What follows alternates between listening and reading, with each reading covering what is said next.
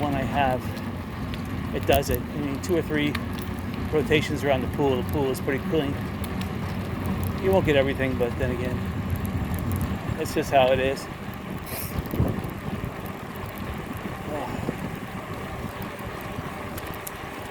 But yeah, chlorine, right now, a nice jug of chlorine is almost $300 for chlorine granules at Pinch a Penny. That is outrageous. It used to be 80 some dollars, which was outrageous because other stores had it for 50.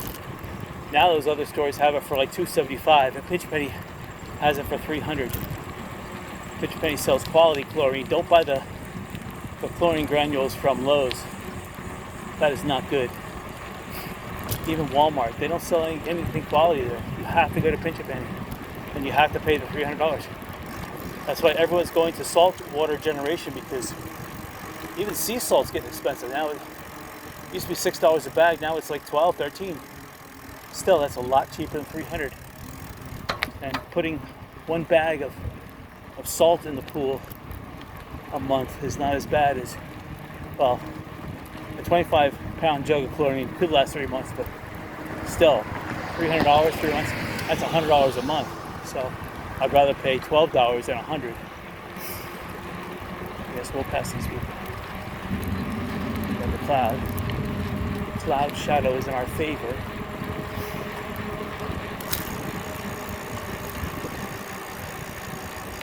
I'm posting, I'm still beating the picture.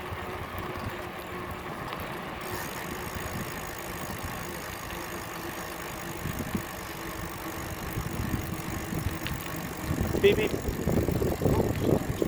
Oh, my fault. Didn't expect anybody to go. I know. I apologize. Thank you.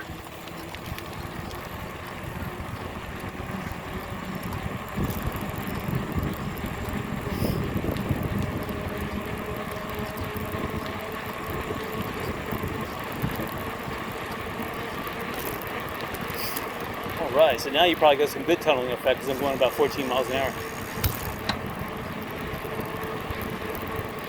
Definitely not an action camera. The only thing is that if you play the video on slow mode, it may not look as bad. You may not see the tunneling as much.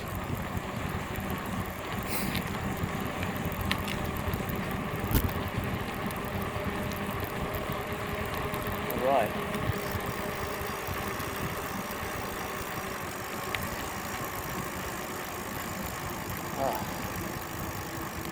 Yeah, I'm still looking for a good action cam.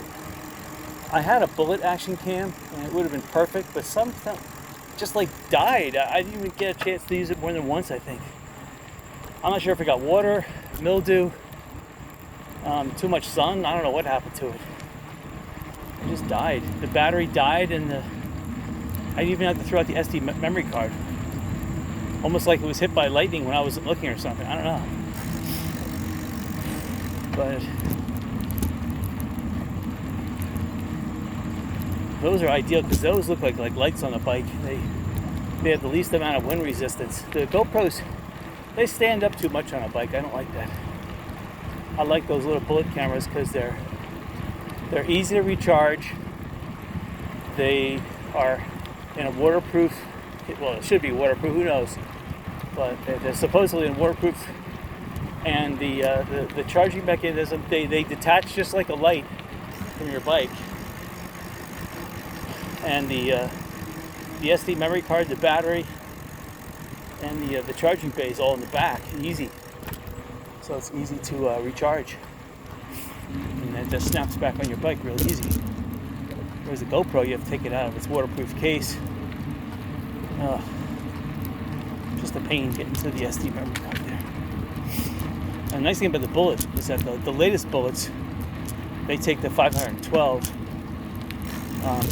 I think X10 memory or whatever it is. So 512 gigabytes. So with super high definition, consuming anywhere between 4 and 10 gigabytes, with 512, wow, so you're gonna get 30 minutes of super high definition. So So 10, that's 5 hours. So I don't know if the best. And the nice thing about the bullet camera like that is that you can charge it and it can take video at the same time. A lot of cameras don't allow that. They allow either videotaping or charging, but not both. But this camera, this bullet camera design allows both. So I'm looking at it. I've almost come to a conclusion to buy it, but there's a competing camera that I've been looking at. It's a wearable camera. You wear it on your head. I like that too because you can see what I'm looking at, not necessarily the direction the bike's looking at. So I'm thinking about that too. So we'll see. Alright, so now my intention is to, we're probably going to cut the video short. I'm probably going to go to Rebel gas station. And if I feel lucky, I'll bicycle over to the beach on Tarpon Bay, and I'll try to go on the beach back to at least Lindgren. And we'll see.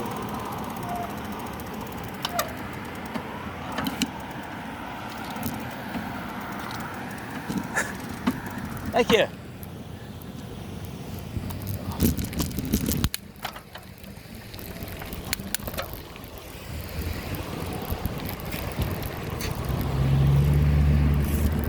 Alright, so Heart of the Island. They used to have a Christmas store in here. My father loved it. I mean, this would be like the start of his Christmas season because he would go in there and buy Christmas ornaments, the Christmas tree, in July for the next Christmas season.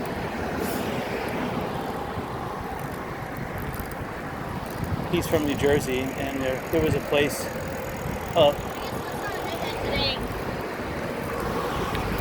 There was a place in. I'm trying to think of the town now.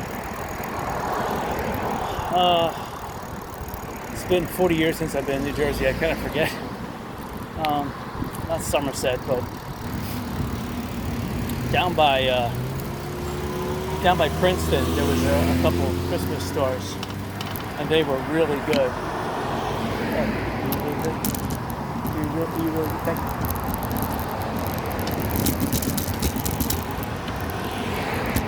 And he used to go there. I'm trying to think of the name of it. They had a big Christmas store and a train. And us kids, we used to put pennies in the tracks, have the train run over.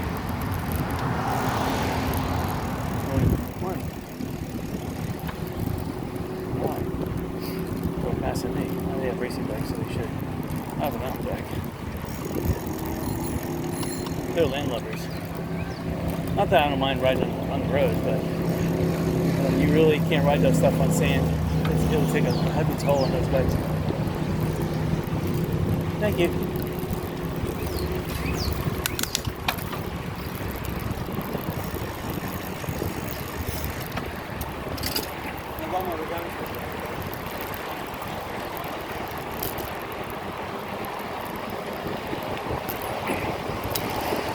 Oh, nice triple canopy. Oh.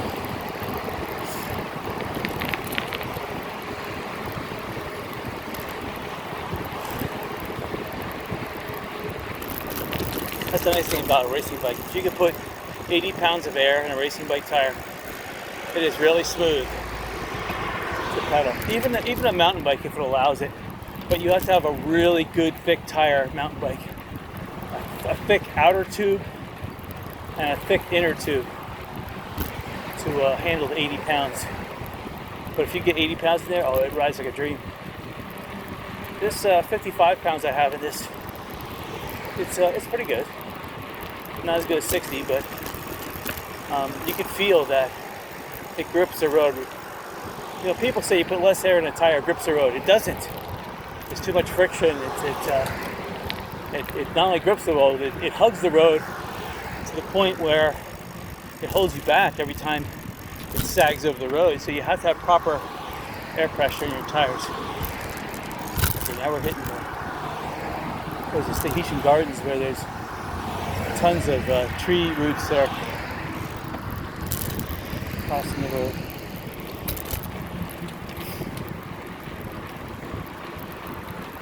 Having a real estate office in here wouldn't be too bad. Not preferable. It's more of a retail place.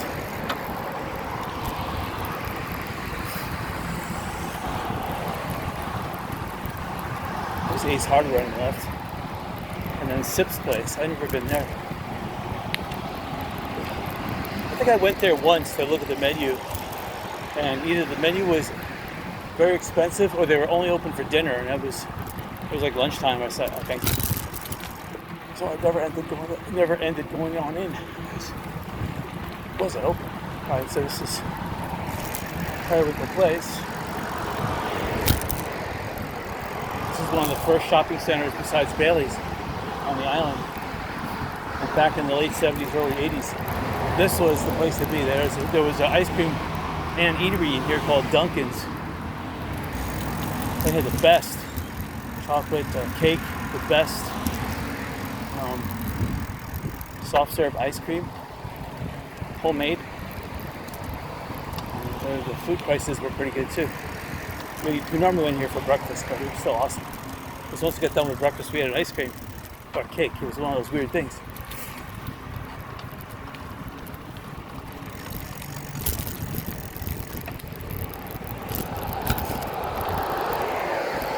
This home I would love to buy on the left-hand side.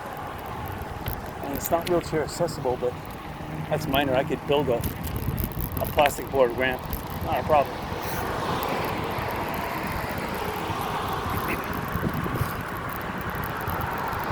Island Cow. This is where people go to eat. It's the cheapest family place on the island. The Lighthouse restaurant is pretty cheap. I don't think it's cheap as this place. And Timbers was the place to go for dinner on the island. I'm not sure if there's still the place to go. They were raising their rates on their meals, so it wasn't as advantageous as earlier times.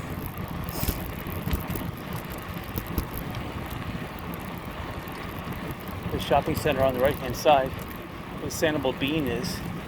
Sanibel Bean, I think they're originally from Maine. Oh, they lucked out. They only open their place, as I know, in the wintertime. So they make enough money in the wintertime to keep their place closed 6 months out of the year. That's amazing. But having a contracting business back in there would be a good location. Anything, a car repair place, a contracting, like any type of contracting, wood, plumbing, electrical. Good place.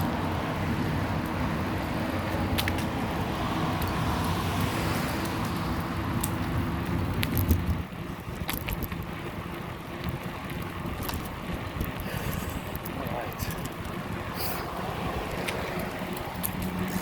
Oh, here's the road. There's ruins. They have these in Fort Myers Beach too. San Capriolo Association is behind here.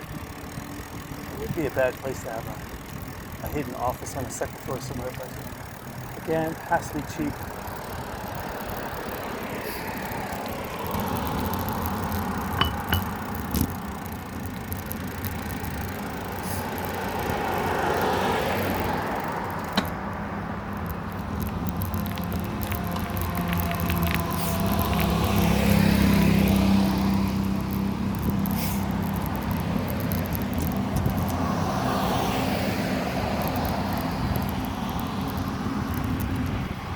A lot of bookstores on the island. I don't think people read that much anymore. Well, pretty sure that used to be seashells. But maybe I'm wrong. Maybe there's another. Oh, see, now it's raining. Right. Which is nice and refreshing. Yeah, this garage on the right-hand side, that would be an ideal spot too for any type of office.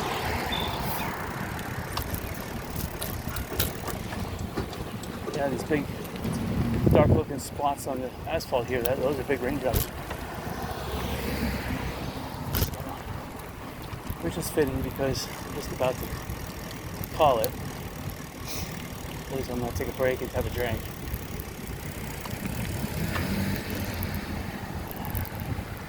It's a small cloud above us too, so it's amazing that little tiny small cloud is is raining. I'm telling you, each one of these raindrops hitting my back. Oh, it is like a 65-degree refreshment. I mean, look at that. The sun is only 150 yards ahead of us. Obviously, it's not raining up there. Well, it's raining right here where I am. Sanibel Promenade.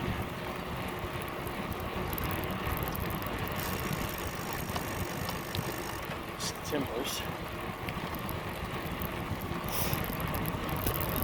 Timbers used to be across the street from the Jacaranda, the old Jacaranda.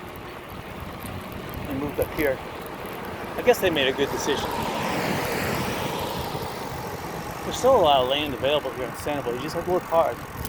And it's not going to come cheap, but you got a solid business plan.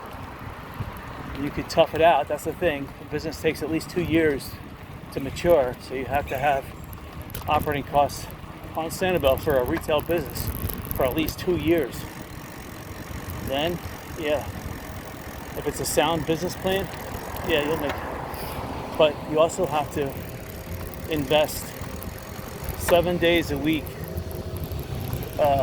52 weeks a year. No vacation for that first 2 years. All right, here we are at the Rebel gas station.